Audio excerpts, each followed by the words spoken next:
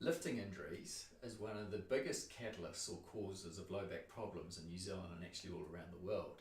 So what I'm going to do in this short video is share with you a sequence of how you can engage your core and prepare yourself and prepare your body so that you can lift correctly and safely. Hi, I'm Dr. Blair. I'm a chiropractor at Chiropractic House, Mount Maunganui, and I'm passionate about supporting you and your families to live the healthiest and happiest lives. We're going to start at the feet. I want you to feel like you're screwing your feet into the floor, moving your toes out. So this is creating external rotation in the hips and setting your knees and hips in the right position. So it's a pressure. You don't actually move your feet, but it's a pressure like you're screwing your feet out. The second part to the sequence is to engage your glutes, because your glutes hold your pelvis in the right position.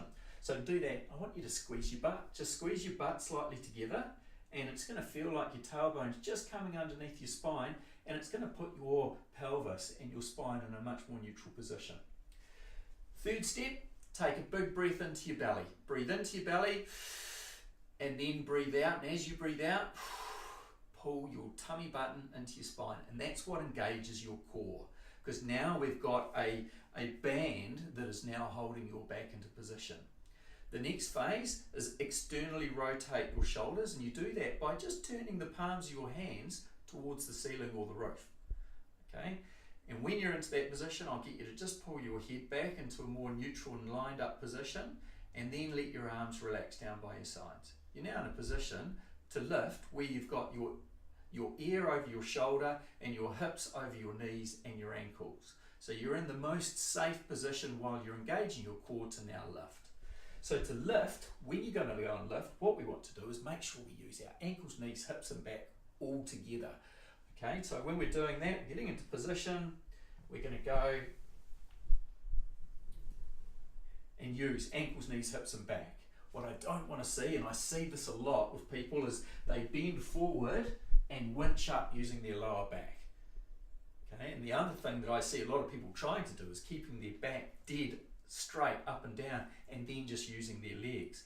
Both of those are going to put a lot of pressure onto the discs in your lower back, into the joints in your lower back and into your pelvis, and could cause all sorts of problems, particularly under heavy load.